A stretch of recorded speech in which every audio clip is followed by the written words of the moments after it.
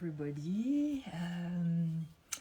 Je vais voir avec Jano si I'm gonna see with Jano if we do this video in English or in French. So let me find Jano and we're gonna decide what we're gonna do. If we do it in English or in French. Voilà.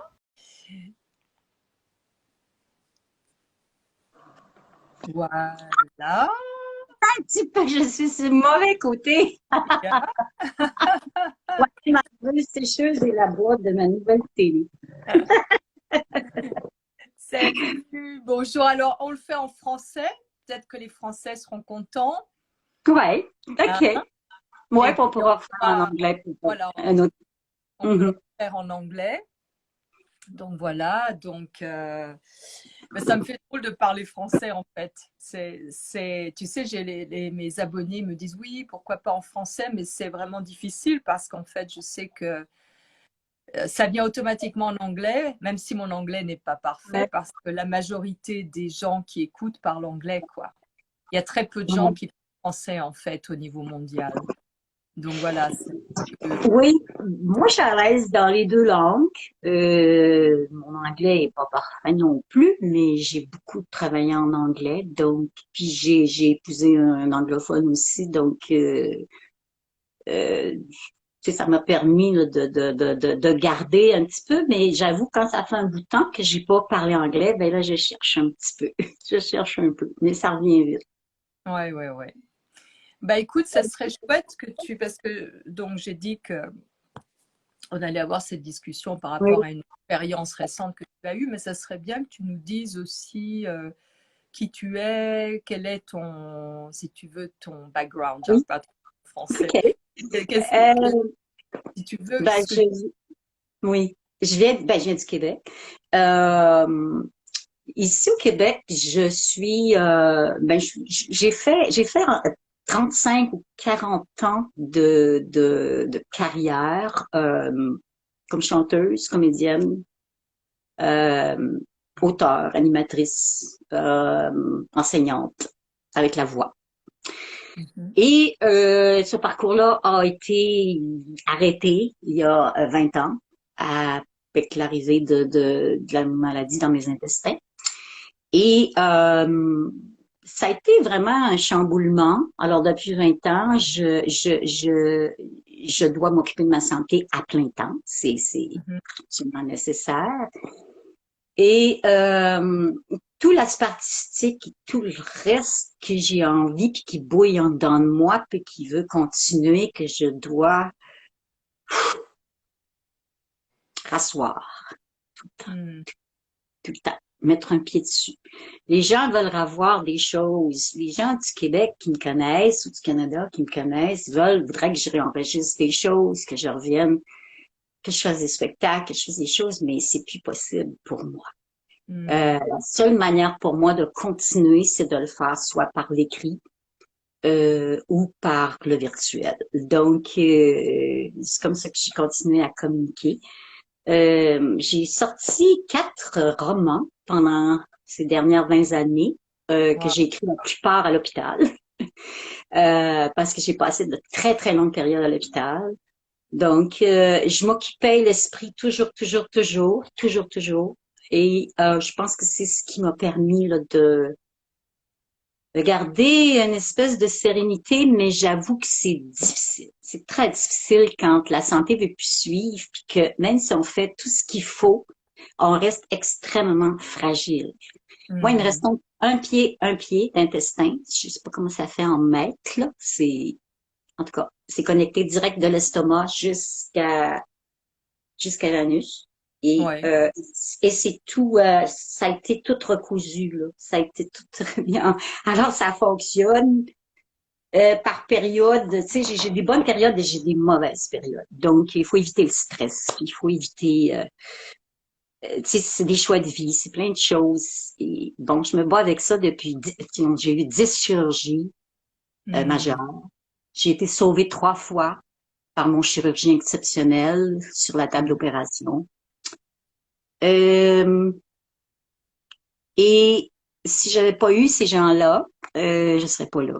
Je suis consciente que la médecine moderne moi, personnellement, je bénéficie de quelque chose dans mon ventre qui est de la technologie.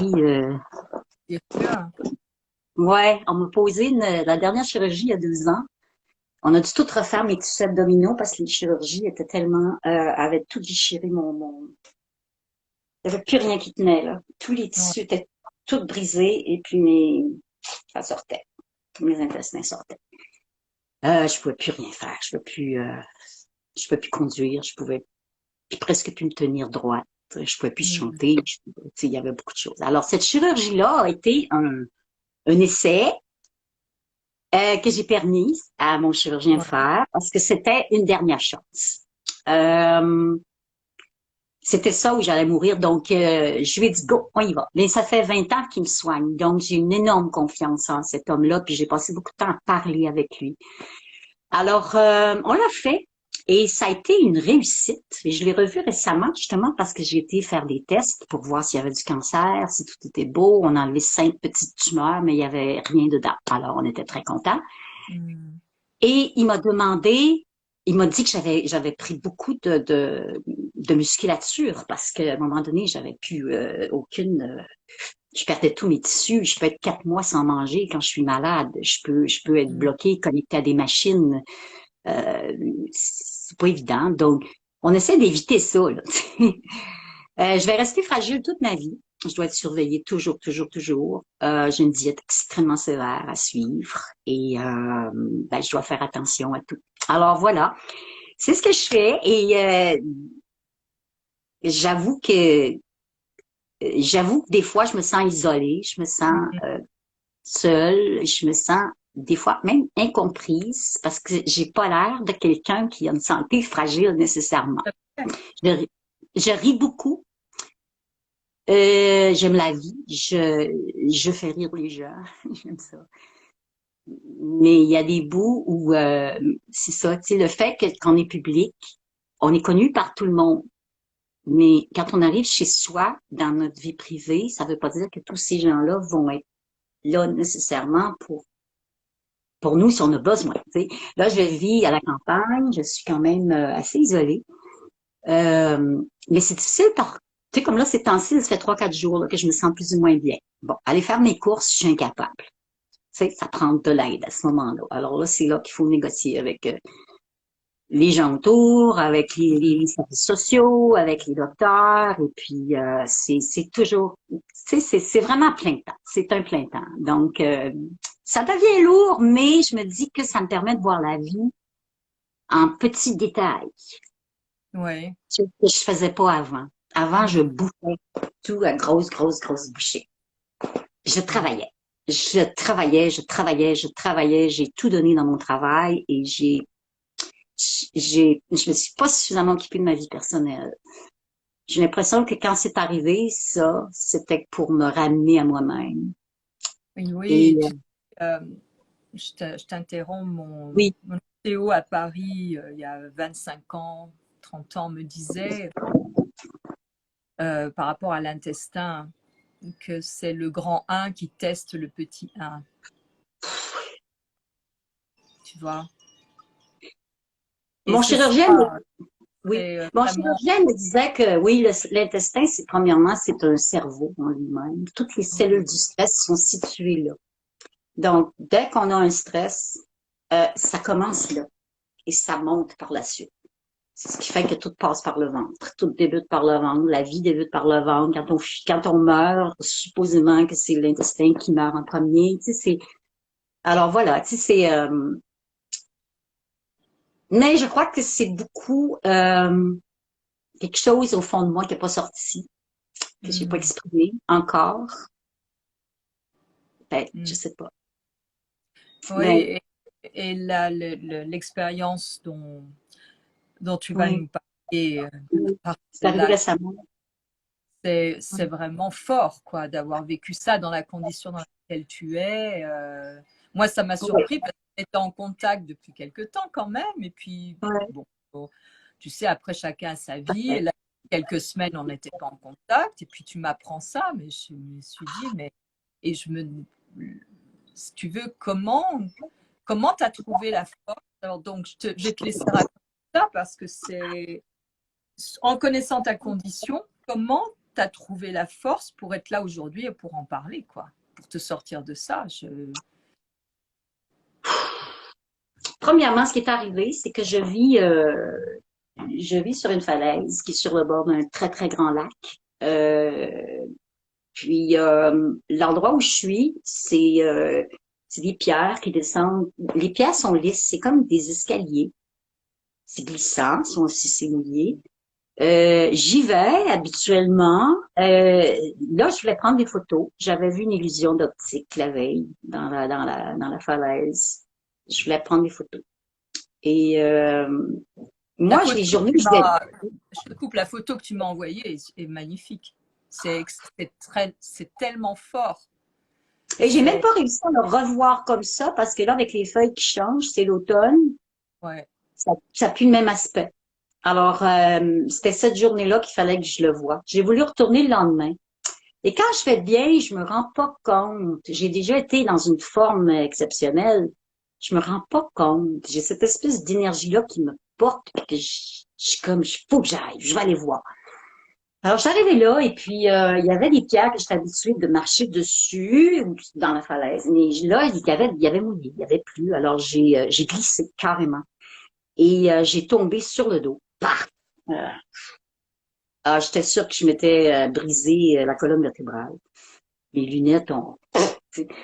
Et ça m'a pris du temps de me relever. Là. J'étais vraiment incapable. À partir de là, comme j'étais pas capable, j'avais tout un côté de mon corps qui voulait plus réagir. La main voulait plus réagir. Je m'étais blessée à droite. Là. Ça faisait très, très mal. Je suis plus capable de respirer. Alors, de là, j'ai glissé dans l'eau. Et le lac, c'est pas qu'il est si profond, c'est juste que le fond est absolument dangereux. C'est tout ces pierres-là qui sont lisses et que c'est impossible de s'agripper nulle part. Il n'y avait aucune branche, il n'y avait rien pour s'accrocher à quoi que ce soit. Moi qui ai une peur bleue de l'eau en plus, comment j'ai fait? Je ne sais pas, il y a eu un bout de panique extrême où ce que j'ai pris conscience que mon sac s'en allait à la dérive et que mon téléphone était dedans. J'étais seule, complètement seule, aucun bateau, il n'y avait rien, il y avait absolument rien. Des fois, il y a des pêcheurs qui vont là, mais là, il n'y avait vraiment personne. Et je sais pas, ça a été comme un espèce, à un moment donné, la panique, et puis là, je me suis dit, OK, qu'est-ce qu'on t'a déjà dit? Je me souviens d'un anesthésiste qui m'avait dit, vous vous en êtes sorti, Madame Bergeron, vous avez traversé ça depuis 20 ans parce que vous êtes une force de la nature. Vous avez une condition physique absolument exceptionnelle et vous avez dû être extrêmement endurante parce qu'il n'y a pas un humain qui peut traverser ce que vous avez traversé de cette manière-là. Puis c'est vrai que j'étais dans une condition exceptionnelle auparavant.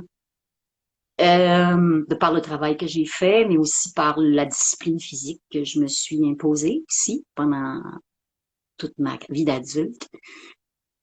Et l'entraînement, j'ai fait du yoga, mais j'ai surtout fait un art de combat japonais qui était beaucoup basé sur la pensée d'aller chercher le guerrier spirituel en soi.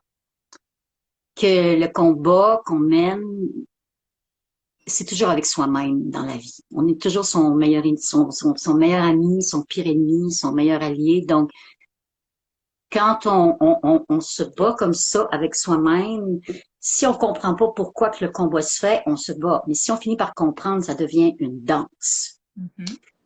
C'est extrêmement intéressant parce que c'est très, très à ce niveau-là. Et quand on arrivait dans les vrais combats, chose que je n'aimais pas trop ça, mais c'était quand même... Il fallait penser toujours que celui qui était devant nous, c'était nous. Donc, chaque coup qu'on donnait, on allait le recevoir. Chaque faiblesse que cette personne-là a est la tienne. Cette personne-là est ton miroir. Donc, si toi, tu as une faiblesse à droite, cette personne-là risque d'en avoir une à gauche. C'est toute une question de synchronisme, d'analyse avant de, tu sais, on frappe pas comme ça, là. Il y a toute une, on méditait avant 1 heure avec les combattants avec qui on allait faire les choses. Ensuite, on méditait avec eux autres par la suite pour les remercier de nous avoir mis en face de nous-mêmes. On a fait beaucoup d'entraînement extérieur aussi. C'est pour ça que j'étais habituée en nature. On a fait beaucoup d'entraînement extérieur et on a appris à gérer des situations extrêmes. De là, l'endurance aussi, d'être capable de grimper des montagnes, d'être capable j'ai voyagé avec cette formation-là aussi. J'ai été ambassadrice culturelle pour le Canada avec l'armée canadienne à cause que j'avais cette formation-là, cette résistance-là. Donc, j'étais capable de les suivre dans les pays en guerre, dans les camps d'armée, tout ça. Bon. Alors, j'ai fait ça. Alors, quand je suis arrivée dans l'eau, à un moment donné, la panique est arrivée, puis là, j'ai respiré, puis j'ai fermé les yeux parce que je me suis souvenue de quelque chose que mon maître m'avait dit au dojo. Il m'avait dit, quand la panique arrive, ferme les yeux parce que tu vois trop de choses. Tu vois trop de choses et c'est ces choses-là qui te font peur. Et ces choses-là deviennent ta peur. Et à partir de là, tu peux plus entrer en contact avec rien de ce qui est intérieur. Tu ne peux pas non plus te mettre en contact avec ton environnement. Tu ne sais pas où tu es, tu ne sais pas où tu t'en vas. Donc, j'ai pris une grande respiration, puis je me suis laissée flotter parce que je me suis dit, je suis capable de flotter. OK, qu'est-ce qui est en ma faveur en ce moment? Bon, il fait beau, l'eau est bonne, j'ai pas froid. OK. C'est de l'eau douce, j'aurais pas soif. Peu importe où je dérive. OK, bon. Maintenant, les vagues. Il y avait beaucoup de vent cette journée-là. Les vagues étaient très fortes qui m'apportaient. Les vagues. OK. J'ai combien de temps avant la prochaine vague? Je la calculais au senti rendu là. OK.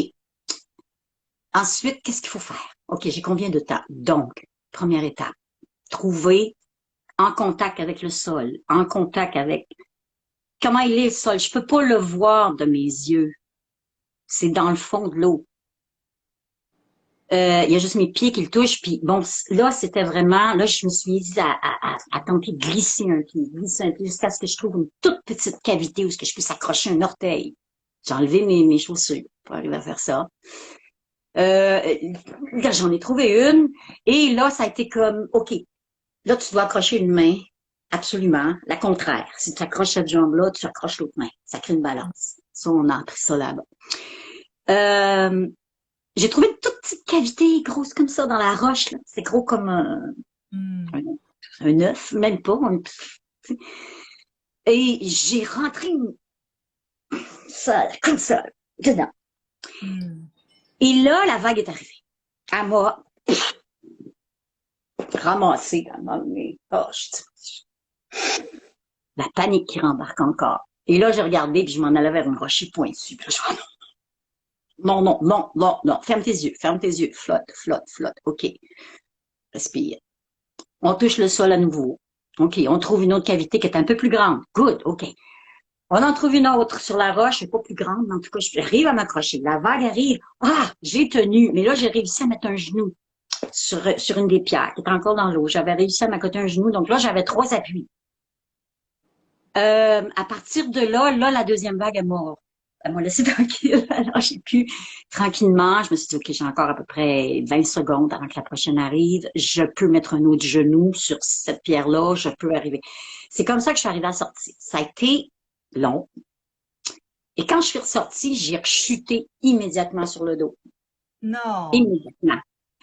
Et là, j'ai vu une pierre pointue, grosse comme ça, juste à côté, comme ça. Puis je me suis dit, ça y est, je me fends le crâne. Je sais pas comment ça se fait parce que je suis tombée sur la pierre en question, mais je me suis pas fait mal. J'ai eu à peine une petite bosse. Mais j'avais des ecchymoses partout, partout, partout, partout.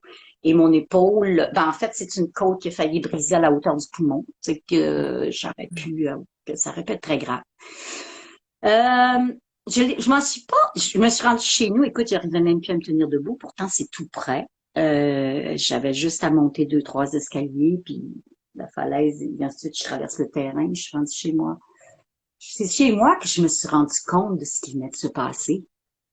Sur le coup, j'étais sur une adrénaline exceptionnelle. Là, c'était comme, tu sais, là, j'ai réussi à récupérer mon sac avec ma canne, avec mon espèce de bâton. J'ai réussi à récupérer mon sac. Puis, c'est arrivé chez moi que là, vraiment, là, tout a... Là, ça a été un bouleversement énorme, là, où je me suis rendu compte que je venais de faillir, de me noyer, de me briser la colonne vertébrale. Et que je m'en suis sortie par moi-même. Je sais. La force, je pense que les muscles ont de la mémoire. Je crois que oui, les muscles ont une mémoire, ça c'est sûr. Je pense qu'à ce moment-là, j'ai envoyé le signal à mes muscles de réagir. J'ai envoyé ma pensée vers le guerrier spirituel, puis j'ai demandé de m'aider. Je l'ai prié quand je me suis étendue dans l'eau. Je lui ai dit, viens mon aide, je peux pas faire ça toute seule. Puis par la suite, quand je suis rentrée, je me suis dit, t'as pas peut-être jamais une autre chance comme celle-là, mais tu t'en es sortie, tu t'es battue pour ta vie pendant 20 ans. Et là, je vais mieux depuis 1 an. C'est pas mal stabilisé. Et tout à coup, ça arrive. Ouais. Et là, tu te demandes, qu'est-ce que ça veut dire? Pourquoi?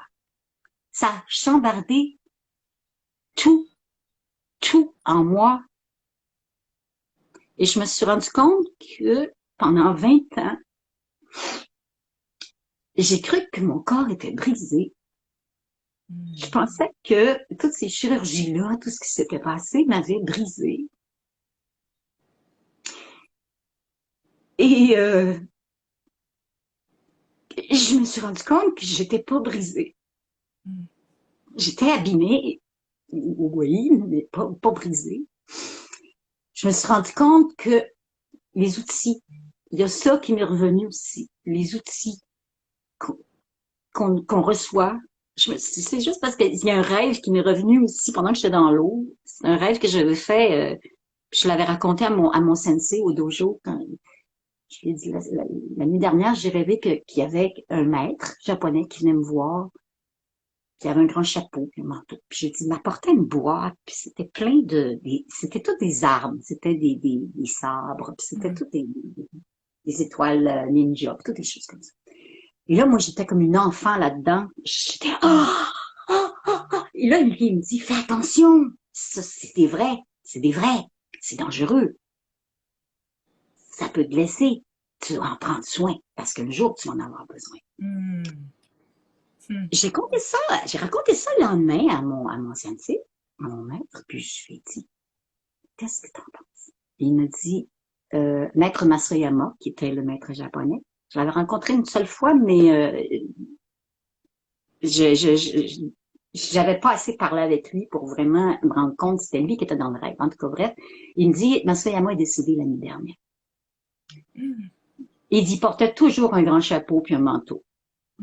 Il dit, Masayama est allé te voir parce que tu es devenue une guerrière spirituelle. OK. Je me suis souvenue de ça et des outils qu'il m'avait apportés. Et c'est là que j'ai réalisé que mon corps pouvait être un outil. Que même s'il avait subi toutes sortes de choses, c'est étonnant, la capacité humaine, si tu te sers de ça. Les outils sont là. Ils sont là. Je me suis pas battue avec un adversaire, je me suis battue avec moi-même, avec ma peur, avec mes inquiétudes, avec et le lendemain, je suis retournée. En fait, je retourne souvent, je fais marcher, mais je fais très attention parce qu'il y a la peur qui est là encore, mais j'ai appris à la regarder, cette peur-là, puis à regarder le vide, puis à me dire, t'as peut-être été téméraire à ce moment-là, t'as appris une leçon, mais t'as appris aussi que t'es pas brisé. Et que tous ces outils-là que tu as accumulés pendant toute ta vie, tu les possèdes. Et ils sont pas dans mes mains là, ils sont là et là. C'est comme ça que je m'en suis sortie. Depuis ce temps-là, c'est un immense, je sais pas comment expliquer ça, montagne russe d'émotions, Mm. de me rendre compte que je me dévalorisais. Euh, Mm. je me voyais tellement moins grande que je suis. Pourtant, avec tout le travail que j'ai fait, quand je regarde tout ça, je me dis, bon sang, j'ai accompli des choses dans ma vie, énormément de choses. Tu sais, j'étais une battante. Et j'étais celle qui prenait des risques. Et j'étais celle qui était la téméraire. Et j'ai 3 frères. Et j'étais toujours celle qui guidait les autres. Euh, j'ai compris que c'était tous ces outils-là, mais c'est pas ça que j'ai appris là, de l'entraînement. Je pense que ça avait débuté bien avant avec le côté artistique que j'ai qui a fait que je me suis beaucoup renfermée sur moi-même quand j'étais jeune. Une espèce d'incompréhension. Quand on est toujours en processus de création, quand on a tout le temps des idées, surtout enfant, je m'enfermais dans ma chambre, puis je créais, j'écrivais, j'observais le monde et j'écrivais. Et avant même de savoir écrire, j'avais hâte d'écrire parce que j'observais le monde. Quand je dis, je m'assoyais quelque part, puis je pouvais observer les gens, euh, leur gestuelle, leur manière de parler, de se comporter l'un envers l'autre. Je me demandais qu'est-ce qui se passait dans leur tête, pourquoi ils avaient ce tic nerveux-là, qu'est-ce qu'ils faisaient qui mâchaient leurs joues comme ça. J'étais toujours Mm. en train observer, puis me demander qu'est-ce qui amène là. La pensée me fascinait. La Mm. pensée de l'être humain me fascinait. Et c'est de là, je pense que tout a débuté, parce que quand j'ai commencé à faire l'art du combat, en fait, c'est arrivé vraiment, c'est simplement parce que pour un show de théâtre que je devais faire, j'avais un rôle où je devais apprendre quelques notions d'autodéfense. Alors, on est allé là avec un des comédiens qui travaillait avec nous, qui lui allait à cet endroit-là. Et quand je suis arrivée là, j'étais allée avec mon fils, je me souviens qu'il avait 8 ans. On est allé voir, j'ai suivi une petite chose, et puis mon fils a voulu faire quelques cours, alors je l'ai suivi un certain temps. Mais moi, pendant qu'il faisait ses cours, j'ai commencé à m'intéresser à l'aspect qui était dans les autres salles de cours, qui était beaucoup plus le côté traditionnel, je dirais la vraie mission là, de l'école. Euh, et j'ai adhéré à ça. D'abord, au début, c'était vraiment de longues séances de méditation. C'était bizarre. C'était le combat intérieur. On pouvait passer 1 heure à essayer Mm. de saisir quel était le combat intérieur qu'on vivait à ce moment-là. Et au lieu de se tirailler, de finir par danser avec.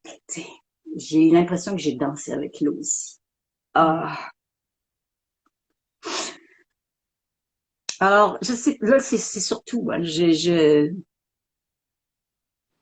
me rends compte de mes capacités, mes faiblesses. Je me rends compte c'est drôle, même de ma mission dans la vie. Des choix, il y a des choix que j'ai faits que je referais les mêmes choses, mais peut-être que je les ferais différemment, je ne sais pas. Mais j'ai peut-être donné tout à mon travail, mais j'ai quand même fait, mon fils me dit aujourd'hui, maman, tu as été la meilleure mère que j'ai pu avoir. Mm. C'est tout, tu as fait de ton mieux. Euh, on a toujours des regrets, on a toujours des choses qu'on se dit, tu sais, quand on vit un moment comme ça, on se dit, qu'est-ce que j'aurais fait? Qu'est-ce que mon fils aurait fait s'il avait su qu'il était arrivé quelque chose, tu sais? Mon fils, il m'aurait dit, maman, tu te souviens de ta dernière chirurgie? Parce que mon fils grimpe des montagnes.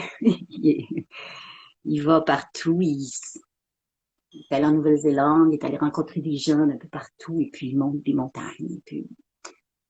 Alors il m'a dit, maman, tu vas t'en sortir, parce qu'il dit, tu vas monter une montagne avec moi. Alors, après que j'ai eu l'accident, je lui ai dit, Gabriel, ta mère a pas réussi à grimper la falaise. Il m'a dit, maman, c'est pas grave, pas grave. Il dit, je te la ferai monter en voiture, la montagne. Il dit, j'irai te rejoindre en haut. Parce qu'il dit, toi, t'as assez fait. Physiquement, là, il dit, maman, t'as assez fait. Il dit, physiquement, t'as assez fait. Là, tu dois penser à toi. C'est pas grave si t'es pas capable de regrimper de montagne dans ta vie avec tes jambes. C'est pas grave. Dans ta tête, là, tu passes ton temps à monter des montagnes, puis tu vas jusqu'en haut. Alors, je sais pas, ça m'a permis c'est surtout, là, je regarde tout, j'y parle avec mes parents, je parle avec ma mère longtemps cette semaine, et puis je leur demande de me raconter plein d'affaires de notre enfance. J'ai su que j'avais failli me noyer quand j'étais petite. Et que ma peur de l'eau venait de là. Ensuite, j'ai eu, très jeune, des problèmes avec la colonne vertébrale. J'ai fait une scoliose à partir de l'âge de 11 ans jusqu'à 15 ans, où j'ai dû être opérée. Et par la suite, c'est là que j'ai voulu dompter mon corps. Quand je reviens en arrière, là, je me rends compte que je voulais dompter mon corps. Je voulais le maîtriser.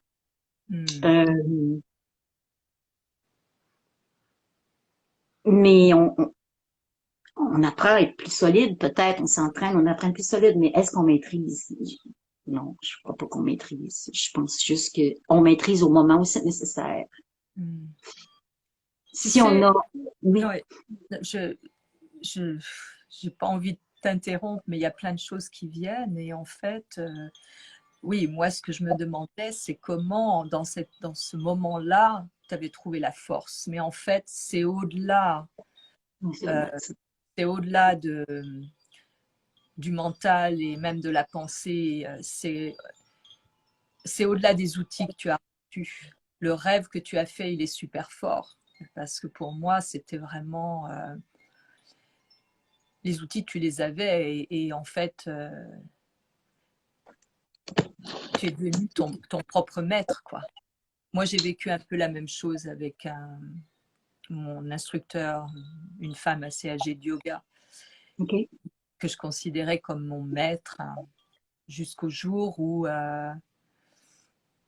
si tu veux, je l'entendais tous les jours. Quand je faisais mon yoga, j'étais plus à Paris, j'étais plus en cours, mais je l'entendais tous les jours, j'entendais sa voix, toutes ses expressions, chaque fois que je faisais mon yoga. Et puis jusqu'au jour où je l'ai contactée parce que j'avais appris après quelques années et elle me dit, oh, maintenant, elle devait avoir 90 ans passés, tu vois. Elle me dit, maintenant, je donne plus de cours en privé, je donne plus de cours du tout, j'ai beaucoup à faire. Et puis je suis rentrée à New York, donc j'étais déçue. Et puis je me suis remise à faire mes séances de yoga et puis je ne l'entendais plus. Et ça m'a vraiment surprise parce que ça faisait des années où je l'entendais. Et j'ai été désorientée. Et j'étais même inquiète. Et puis je me disais, est-ce qu'elle est décédée? Non, je ne sentais pas. Et puis un jour, au bout de 2-3 jours, j'étais vraiment désorientée. Et un jour, j'ai compris que j'avais plus besoin du maître à l'extérieur. Oui. Et que j'avais plus besoin de l'entendre, tu vois. Oui, c'est ce qu'il m'avait dit. Et là, ça m'a vraiment fait penser à ça. Et puis, je me suis dit que, en fait, cette force, elle est au-delà de notre physique, elle est au-delà de... Alors, on peut partir dans quelque chose de mystique, mais pour moi, c'est ça. C'est cette force qui est là dans l'univers et le petit 1 le grand 1 qui teste le petit 1, tu vois. Oui, ouais. Vraiment, elle est... c'est là. J'ai vécu une chose pas aussi, mais quand même dramatique, qui aurait pu... Je me suis vue mourir, hein. Oui. On a Steve Valda, tu vois, qui est rentré dans mon poumon au lieu de... J'étais seule un soir de Noël. Mes enfants étaient avec leur père et moi j'étais toute seule à Paris dans mon appartement et j'avais un peu mal à la gorge et je prenais ces pastilles, tu sais, à base de plantes avec du sucre autour, comme des petits cônes, et à un moment donné je vais aux toilettes et la pastille elle descend dans mon poumon et là je peux plus respirer. Et là, je me dis, je me suis en train de mourir un soir de Noël. Et, je suis là, je suffoque, je ne peux plus respirer du tout. Et à un moment donné, c'est mon corps qui a fait, mais mon corps animé par, je dirais, Oui. mon être supérieur et par cette puissance supérieure. Mon corps a fait, je n'ai pas réfléchi, il m'a embrassé et plié en avant. Et Oh! la pastille est sortie. C'est une belle façon de dire. Et là, mais vraiment, embrassé et plié. Et là, je vois la pastille, je suis dans le couloir, parce que des toilettes, j'étais dans le couloir en plus pouvoir respirer, j'allais vers le salon, je croyais vraiment que je vais mourir, tu vois. Pour moi, c'était fini, quoi. Mais en fait, il n'y avait pas de panique. C'était très étrange. Et ça s'est fait tout seul. Et après, là, je me suis rendu compte. Après, mes jambes ont flagellé. Elles ne me tenaient plus. Je suis partie au salon. J'étais mais complètement liquéfiée, tu vois. J'étais sur le canapé, sur le dos, et j'étais en train de revoir tout ce qui s'était passé en quelques secondes, hein, ça, tu vois. Et tout d'un coup, je vois, pour ça, qu'est-ce qui s'est passé dans ton histoire, mais dans une répétition aussi de schémas. C'est-à-dire que tu as failli te noyer quand tu étais petite. Tu as eu peur de l'eau. Tu as eu des problèmes de colonne vertébrale. Et là, en quelques secondes, c'est comme si ça remet l'accent sur tout ça, tous ces moments de vie, en quelques secondes dans cette expérience dans l'eau, tomber sur le dos, où tu t'es pas cassé la colonne vertébrale, et puis failli être noyé où tu t'es pas noyé. Et puis quand tu m'as raconté ça, pour moi, il y avait plutôt une forme de délivrance des traumas. Ah oui. Voilà, je me suis dit là, parce que moi, je l'ai vécu dans mon corps plusieurs fois. Et quand je me suis allongée au salon et que j'ai vu ma tante, parce que je fais des tentes, mais j'en ai toujours Oui, fait. c'est tellement beau. Et là, j'ai compris que moi, j'ai failli mourir bébé à 3 jours. On me baptisait à la clinique parce qu'ils pensaient que j'allais mourir, parce que j'avais des problèmes pulmonaires. Et Oh! ils m'ont mis sous la tente à oxygène. Et c'est ce qui m'a sauvée. Pendant 15 jours où j'ai été séparée de ma mère dans la couveuse, sous la tente, ce qu'on appelait la tente à oxygène. Oui. J'ai gardé des séquelles toute ma vie de problèmes pulmonaires jusqu'à la puberté, où je toussais 6 mois sur 12. Et en fait, j'ai été suivie par homéopathie, un médecin homéopathe, puisque de côté de ma mère, ma tante et ma grand-mère étaient témoins de Jéhovah, donc il était hors de question d'avoir des remèdes chimiques. Oui. Et l'homéopathe avait dit, quand elle aura ses règles, ça s'arrêtera. Alors, est-ce que c'est un genre de sort qui avait été jeté ou une bénédiction qui avait été faite, tu sais, comme un vœu quand on... Mais quand j'ai eu mes règles à 10 ans et demi, ma bronchite chronique s'est arrêtée. Mais si tu veux, là, avec cette chose, ça réactivait ça pour juste au moment où j'ai été séparée de ma mère parce que j'allais mourir et on m'a mis sous cette tente à oxygène et toute ma vie, j'ai bâti dans ma décoration des tentes. Ouais. Et là, j'ai compris que je dégageais un truc et je l'ai vu en positif. C'était pas le moment de mourir, c'était pour faire le lien avec ça et pour pouvoir dégager, alléger encore plus les anciens traumas. Ouais. Je l'ai vécu plusieurs fois, cette chose au poumon. Je l'ai vécu une autre fois avec de l'emphysème, où on a fait des examens et où en fait, à l'hôpital, ils arrivent avec une sonde, ils me mettent un anesthésiant, ils arrivent avec une sonde pour me passer la sonde dans le nez. Et là, je m'évanouis. Je m'évanouis parce qu'en fait, ça a réactivé. J'ai eu cet emphysème soudain, comme ça. Mon esto, il me dit, oh là, il y a quelque chose qui est en train d'être réveillé. J'avais aucune raison d'avoir ça. J'avais 35 ans ou 40 ans, près de 40 ans. C'est à peu près la même période, à 2 ou 3 ans d'écart, c'est ça qui s'est passé. Et en fait, en ostéo, il est remonté à la mémoire. Tu parlais de la mémoire des muscles, la mémoire cellulaire. Et là, il me dit oui, c'est parce que j'avais une douleur là, on a voulu vérifier, et ils ont voulu passer la sonde, mais c'est en fait quand j'ai été intubée à la naissance, où mon poumon a été traumatisé. Et c'était pour y mettre l'attention et après on l'a travaillé en ostéopathie. Mais il n'y avait rien aux examens que j'ai faits, il n'y avait absolument rien. Mais c'était une libération d'un trauma qui avait été si tu veux, engendré lors de la manipulation à la naissance. Ouais. J'ai eu cette impression-là. J'ai eu l'impression que quand on parle du livre de ta vie ou du film de ta vie qui se déroule comme ça en à peine quelques secondes devant toi, je l'ai vu. Quand je suis revenue chez moi, je me suis assise puis j'étais dans un état de choc. Ça m'a pris un certain temps, mais par la suite, je me suis dit, je veux revoir. Je repasse le film. Et cette fois-là, je me mets sur pause. OK, je le mets sur pause. Je le mets sur pause. Et c'est là que j'ai trouvé des réponses. C'est là que j'ai trouvé, dans ma famille aussi, et ça, j'ai demandé à plusieurs personnes, surtout du côté des femmes dans ma famille, il y a une condition aux intestins qui est héréditaire. Alors, la plupart des femmes, mes tantes, mes cousines, bon, la plupart, il y en a plusieurs qui sont mortes de cancer du côlon, de ça. Ce sont des femmes qui vivent avec des stress énormes. Des femmes qui vivent et qui ne gèrent pas le stress. Je me suis rendu compte que je me rendais tellement pas compte parfois quand le stress embarquait. On apprend à le gérer, on apprend à vivre avec tellement qu'on s'en rend même pas compte qu'il est là. C'est à partir du moment où tout relâche qu'on s'aperçoit c'est quoi la différence. Quand j'étais dans l'eau, j'ai connu un des plus... oui, je veux dire, des stress comme ça, j'en ai vécu avant d'entrer en chirurgie, mais la réalité, c'est que quand j'entrais en chirurgie, il y avait des gens qui sauvaient ma vie. Il y avait ma volonté aussi, puis ma capacité de vouloir guérir, mais il y avait des gens qui étaient là. Cette fois-ci, j'étais seule, mais je l'ai fait seule.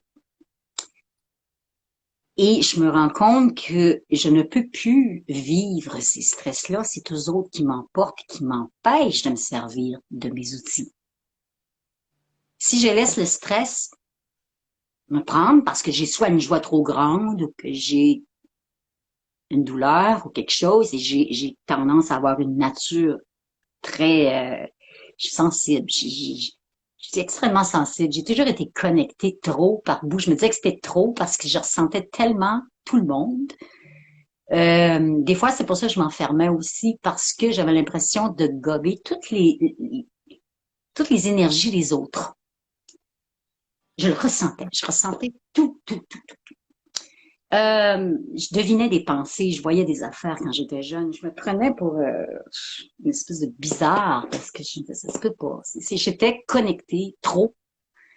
Et des fois, j'avais peur de cette connexion-là. Puis, en fait, j'ai grandi en stressant bien fort sur cette connexion-là, qui est jamais partie.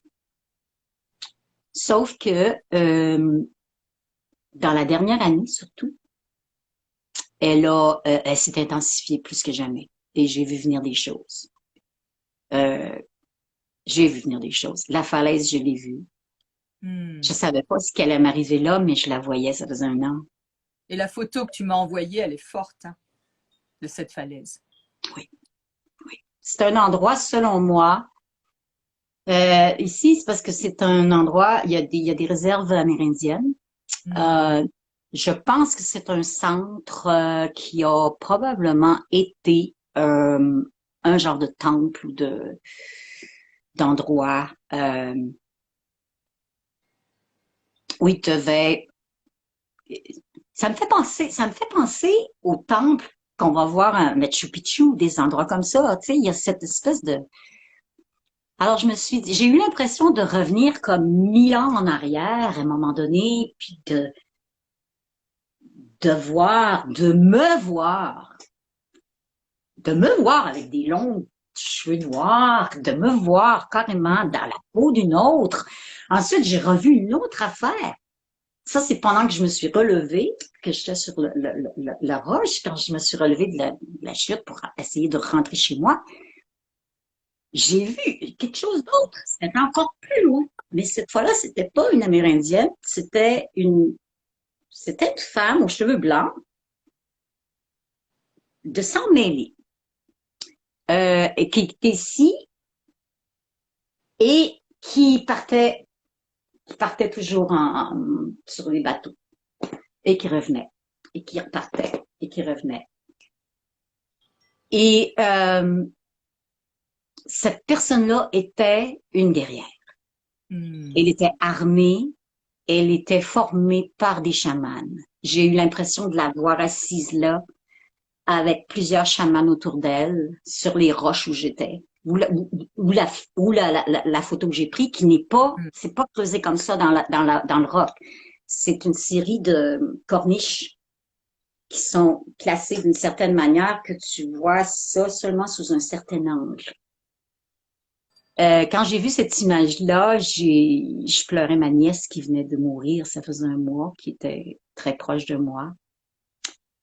Et j'étais en train justement de lui demander, qu'est-ce que je fais ici? Qu'est-ce que je fais ici, Louis? Tu sais?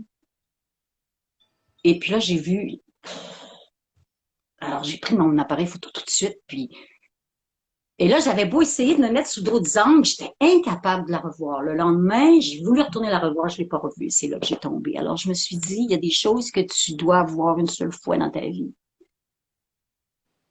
Puis des fois, c'est beaucoup plus tard que tu vas comprendre pourquoi tu l'as vu, mais que ça t'appartient, tu ne peux pas le revoir deux fois. Ça passe. C'est un moment, et ce moment-là, il t'est donné à toi uniquement parce que il y a rien que toi qui dois le voir. C'est ça que j'ai ressenti cette journée. Et j'ai eu l'impression d'entrer en contact avec moi-même. Je me suis rendu compte que dans le fond, je venais ici pour me chercher parce que depuis un bout de temps, je crois que j'étais perdue. Je croyais plus en moi, en mes capacités. Je perdais ma valeur personnelle. Le fait de penser que j'étais brisée, j'avais l'impression que je ne pouvais plus fonctionner comme j'avais déjà fonctionné, physiquement extrêmement solide. J'étais forte comme un homme. J'étais musclée, j'étais solide, tu sais, et j'ai eu l'impression de perdre ce que j'avais de force. Alors que dans le fond, j'avais cette force-là probablement bien avant de faire tous les entraînements et tout. C'était là.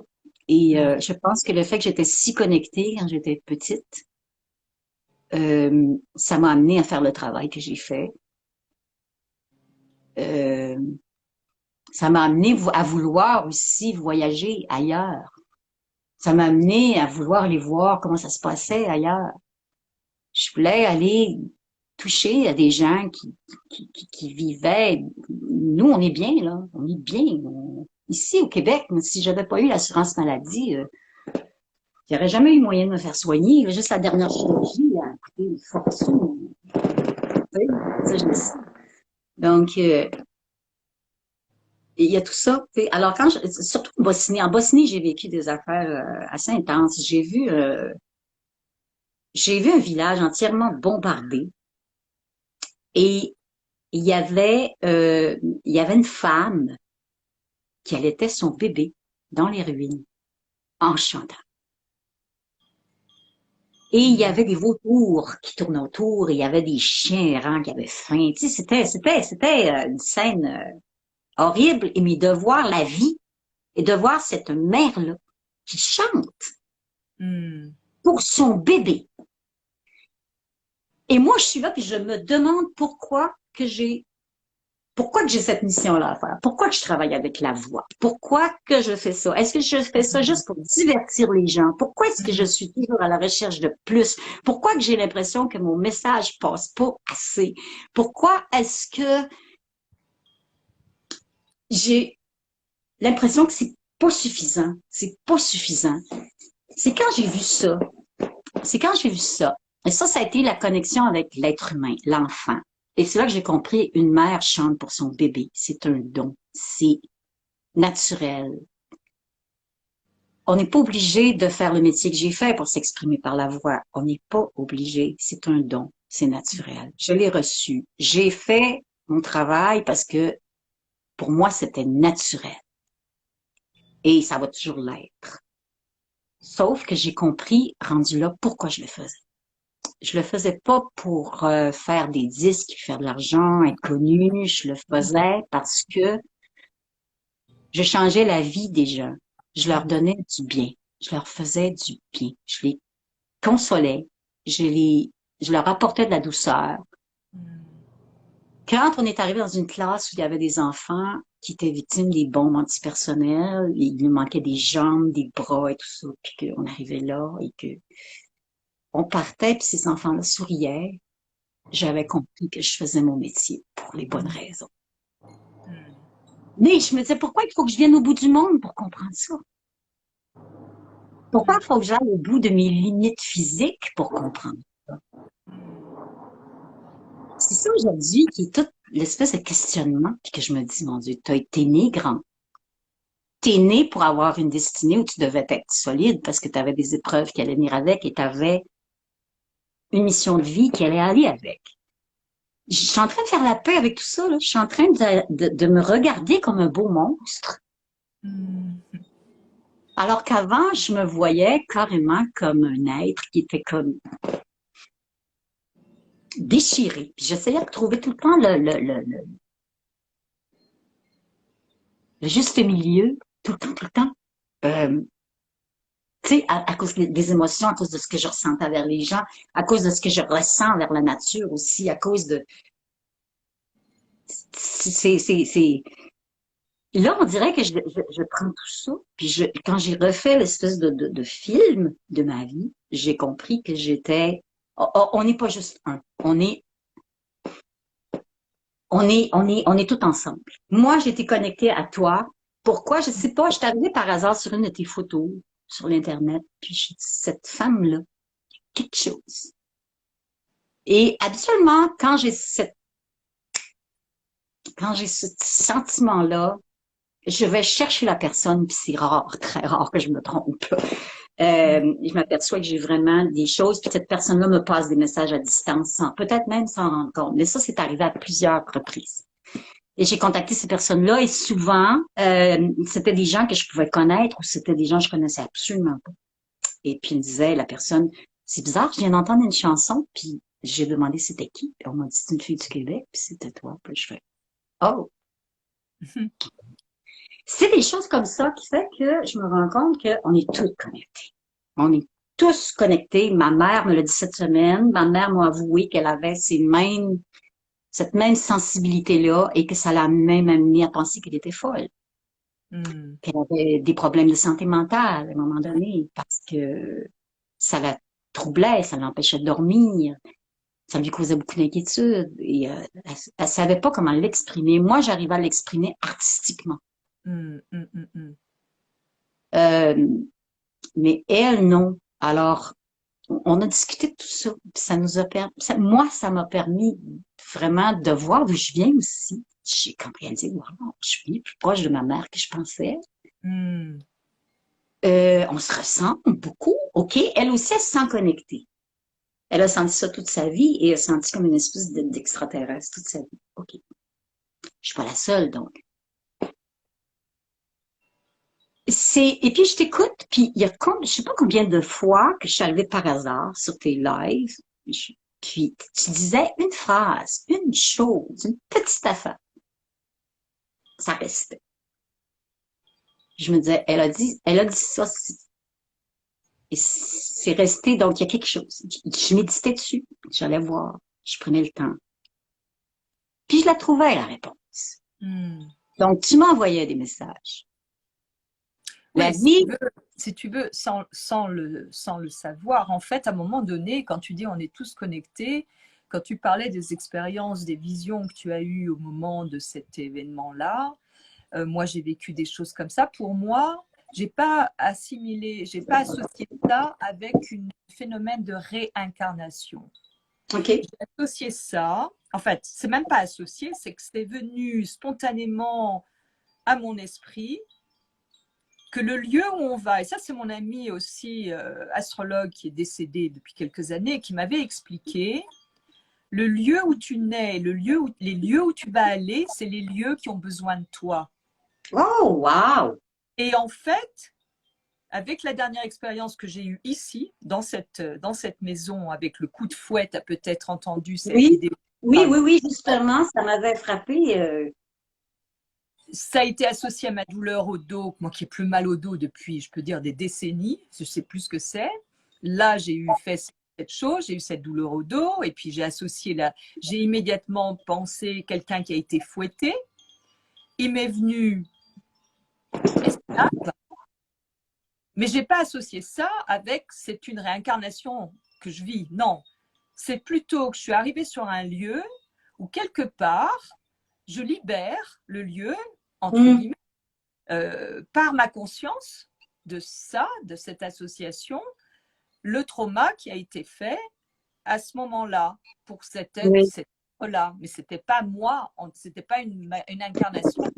Je l'ai pas vu comme ça non plus, par exemple. Je l'ai pas vu Voilà. comme une réincarnation. Non, Non, je l'ai pas. plus qu'on est là et on capte le lieu a en mémoire, comme notre corps a en mémoire, au niveau Oui, je pense que c'est cellulaire, ça. le lieu a en mémoire dans la roche, dans l'eau. L'eau, en plus, c'est super fort comme moyen de communication, tu vois.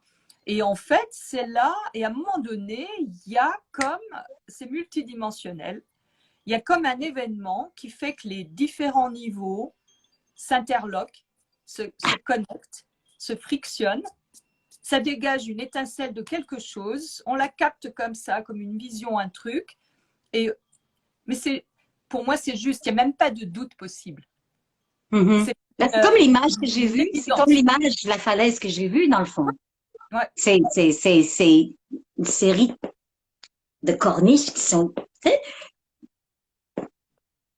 sais, cette impression-là, je l'ai pas associée à une réincarnation, mais ce que j'ai vu, je me suis dit, c'est des choses qui ont dû se passer ici. Ouais, c'est ça, c'est ça. Alors, je te coupe parce que là, j'ai une annonce qui me dit qu'il nous reste 1 minute 40. Ah, il va falloir qu'on se reprenne, déjà. Donc, je pense que là, c'était vachement dense, hein, ce que tu as donné, c'est fort, et je pense que ça vaudra le coup de le refaire en anglais. Oui, Euh, I don't mind, I don't mind. Peut-être que oh, même que je vais assimiler encore plus parce que là, j'assimile à tous les jours. ouais. Et je prends vraiment conscience que je pensais que j'étais un puzzle. Je me rends Mm, compte aujourd'hui que la vie est un puzzle. Moi, je mets les pièces en place. mm. Et des fois, elles sont complètement éparpillées, puis c'est dur à trouver, tu la mets pas au bon endroit et tout ça. Tu sais, je l'ai vu comme ça. Puis là, je suis en train de mettre le puzzle en place, puis il y a tellement de choses qui sont comme, wow, wow, Ouais. OK, je me On risque libère. Oui, d'être coupé, donc je OK. voudrais que tu te remercier parce que c'est très, très émouvant et c'est très riche ce que tu nous as donné. On le fera en anglais. OK. Et ça a soulevé, il y a énormément de choses auxquelles j'ai pensé en t'écoutant. Ça résonnait en moi, de l'ordre du transgénérationnel, enfin beaucoup de choses, beaucoup, beaucoup de Oui, choses. oui, oui, ça implique beaucoup de choses. Et c'est pour ça que c'est difficile à tout gober en même temps parce que ça implique énormément de choses. Toutes mes Mm. ancêtres, il y a tellement d'affaires, même au niveau du corps, ce que j'ai ressenti, les intestins, tout ça, tout est comme, ah, il y a des réponses, il y a des réponses, il y a des réponses, il y a des réponses. Tu sais. Oui. Euh, oui, Merci, Jano. À bientôt.